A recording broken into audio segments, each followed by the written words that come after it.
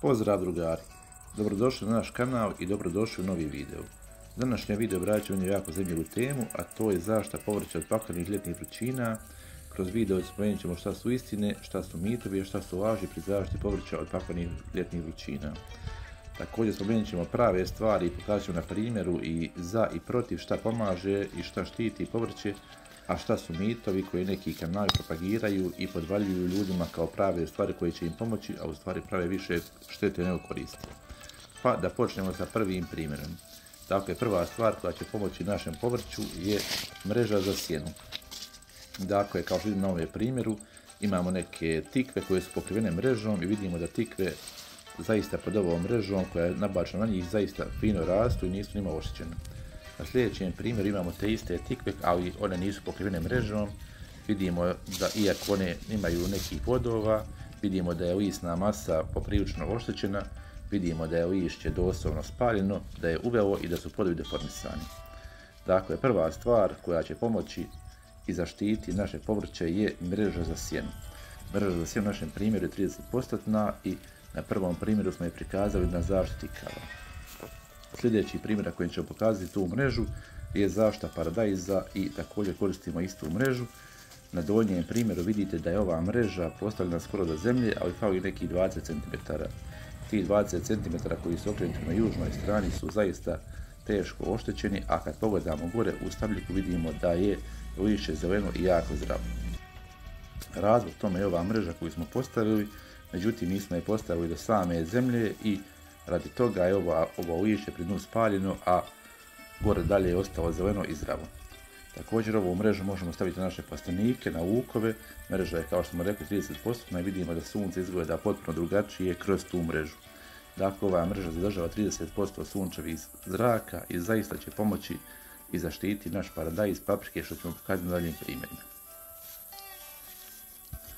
Dakle, ovdje vidimo da je naš paradajz visok skoro 2-2,5 metra i vidimo da je uveliko već počeli smo ga brati, on crveni, međutim ima neka mini oštećenja visokih temperatura, pošto je kod nas u Hercegovini već danima temperatura preko 40 stepeni, pa se za razne načine moramo boriti da spasimo naše povrće. Međutim, paradajz kao i svaka biljka ima neke svoje mehanizme kako da se sama zaštiti od vrućina. Na ovom primjeru vidimo prvi mehanizam, to je da se lišće paradajza skuplja. Dakle, ovo nije nikakva bolest, lišće se jednostavno skuplja da se zaštiti od visokih vrućina. Također sljedeća stvar na paradajzu koji primijetimo da na visokim temperaturama iznad 35 stepeni biljka lagano odbacuje plodove, dakle plodovi opadaju i ovdje vidimo da neki su čak i ostali, međutim većina ih je opala.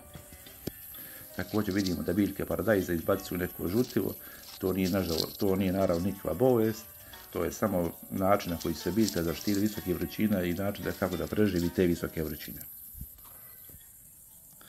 Dakle, na sljedećem primjeru vidimo kako smo postavili našu mrežu na sljedeći dio paradajza. Dakle, ovdje smo samo zaštitili paradajz sa južne strane, odnosno sa strane gdje je sunce najjače.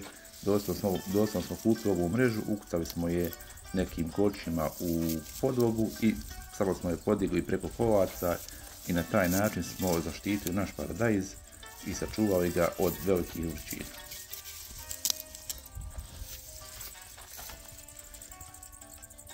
Dakle, ovdje vidimo da je to jako jednostavno, doslovno je samo nabaciti ovu mrežu na naše kolce i zaštitili smo paradajz od vrućina. Ovdje vidimo neki paradajz, ovo su posebne sorte hercegovačkog domaćeg paradajza koje su jako krupne i izgledaju zaista fenomenalno i zaista su odličnog ukusa.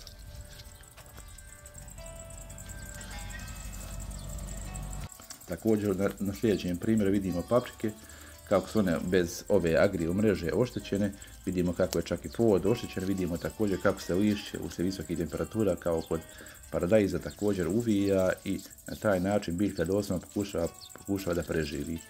Također vidite na ovom primjeru da nema nikakvih novih plodova, da su ostali samo stari plodovi koji su od visokih temperatura oštećeni, ali šta je tu je i moramo se s tim boriti.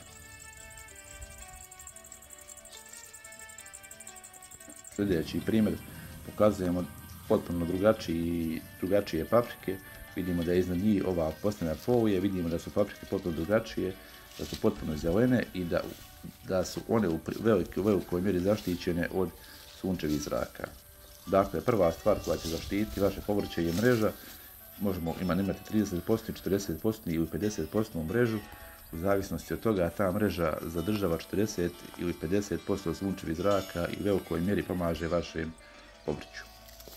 Također već neko voće ili povrće možemo štititi na sljedeći način. Lubenicu štitimo tako što možemo je zaštititi isto takovom mrežom, a također možemo na nju nabaciti neku travu ili nešto samo da je spriječimo od direktnog udara sunca. Dakle, prva i najvažnija stvar koja će zaštititi vaše povrće je mreža za sjenčenje, koja je u principu jako jednostavna, jako se lagano postavlja i rezultati, kao smo pokazali, su nevjerovatni. Također, dok ovo sve gledamo, spomenut ćemo i neke mitove.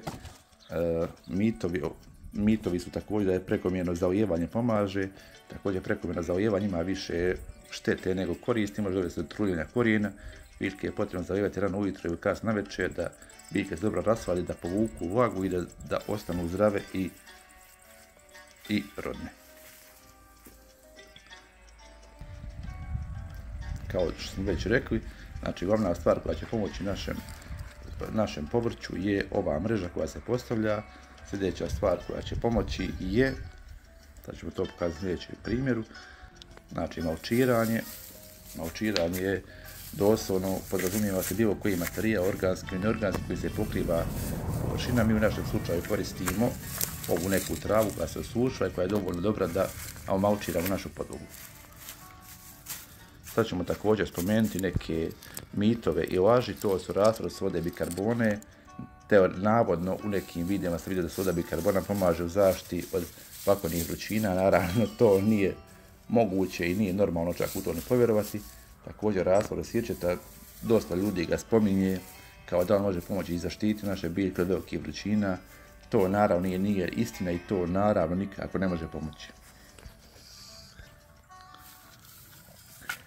Također još jedna stvar koja se spominje je rastvor kvasca. Također rastvor kvasca ima dobre karakteristike kada govorimo o prirodnih biljaka, ne postoje nikakvi dokazi da ovaj rastvor može zaštititi naše biljke od velikih vrućina. Dakle, ne koriste nikakve rastvore da zaštite vaše biljke od paklenih vrućina, koristite mreže za sjenjenje, koristite malčiranje i koristite zalijevanje rano ujutro i kasno navečer. Sve ostalo su laži i nemojte nasjetiti na to. To je bilo to u ovom kratkom videu i vidimo se u sljedećem videu.